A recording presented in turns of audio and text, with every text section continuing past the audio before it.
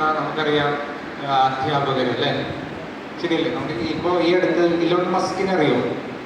+2 പഠിക്കുന്നവരുള്ള 10ാം class അറിയില്ലേ? അറിയില്ലേ? +2 10ാം class അറിയില്ലേ? ആരാ ഇലോൺ മസ്ക്? ആരാ? ആ മോളെ പറ, ഇലോൺ മസ്ക് ആരാ? ടെസ്ല അല്ലെങ്കിൽ സ്പേസ് എക്സിന്റെ സ്ഥാപനം അല്ലേ? അദ്ദേഹം ഇപ്പോഴാണ് നമ്മുടെ മക്കളെ പഠിപ്പിക്കേണ്ട കുറച്ച് കാര്യങ്ങൾ. അദ്ദേഹം ഈ അടുത്ത് അദ്ദേഹത്തിന്റെ കമ്പനിയിലേക്ക് കുറച്ച് ആളുകളെ റിക്രൂട്ട് ചെയ്യുന്നു. അപ്പൊ അദ്ദേഹം പറഞ്ഞ കാര്യം എന്താണെന്നറിയോ? എൻ്റെ കമ്പനിയിൽ I don't want any certificates. എനിക്കൊരു സർട്ടിഫിക്കറ്റും ഇന്ന് യൂണിവേഴ്സിറ്റി പഠിച്ചതാണ് ഇവിടെ പഠിച്ചതാണെന്നുള്ള കാര്യം എനിക്ക് വേണ്ട. എനിക്ക് എന്താ വേണ്ടേ? എനിക്ക് വേണ്ടത് സ്കില്ലുള്ള ആൾക്കാർ മതി. I want skilled persons. മനസ്സിലായോ?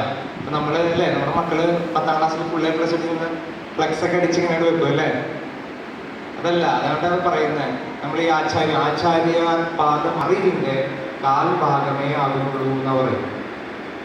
ശരിയാണോ? നമ്മുടെ മക്കള് പറഞ്ഞു, നമ്മുടെ മക്കള് പഠിച്ച് ഡിഗ്രി മേടിച്ചു, 10ാം ക്ലാസ് ഫുള്ള് മാർക്ക് വെച്ചു, അപ്പൊ തന്നെ എല്ലാം തികഞ്ഞു അല്ലേ? ജോലി കണ്ടെത്ത്. ശരിയാണോ? അങ്ങനെയല്ലേ നമ്മൾ ചിന്തിക്കണല്ലേ? നമ്മുടെ മക്കൾ ഫുൾ A+ കിട്ടിയില്ലേ? അതവിടെ കിട്ടും. അവൻ്റെ സുഹൃത്തുക്കളിൽ നിന്നും അവൻ്റെ കൂട്ടുകാരിൽ നിന്നും അവരുമായിട്ടുള്ള ചർച്ചകളിലൂടെ മറ്റും ലഭിക്കുന്ന കാര്യങ്ങളാണെന്ന് പറയുന്ന ബാക്കിയുള്ള കാൽഭാഗം.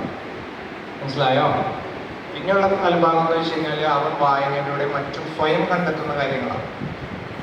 പിന്നെയുള്ള കാൽഭാഗം എന്ന് വെച്ച് കഴിഞ്ഞാൽ അവൻ ജീവിക്കുന്നതോടൊപ്പം അവനറിയാതെ അവനിലേക്ക് എത്തുന്ന കാര്യമാണ് എന്താ പറയുന്നത്, അവൻ്റെ അറിവിൻ്റെ പൂർണ്ണതയിലെത്തിക്കുകയുള്ളൂ. അപ്പൊ നമ്മുടെ സ്കൂളിലും കോളേജിലൊക്കെ പഠിച്ചു കഴിഞ്ഞാൽ നമ്മുടെ അറിവിൻ്റെ പൂർണ്ണതയിലെത്തുമോ? അങ്ങനെ ഇല്ല, നമ്മൾ ഇനിയും പഠിക്കണം അല്ലേ? അപ്പൊ നമ്മുടെ അതുപോലെ തന്നെയാണ് അടുത്തതാണ് നമ്മൾ യോഗികൾ അല്ലെങ്കിൽ പള്ളിയിലച്ഛന്മാർ, മറ്റുള്ള ഗുരുക്കന്മാർ എന്നുള്ള പോലെ ഈ കർമ്മം എങ്ങനെയാണെന്ന് പഠിപ്പിക്കുന്നത് ആരാ? അവരാണല്ലേ? ശരിയല്ലേ?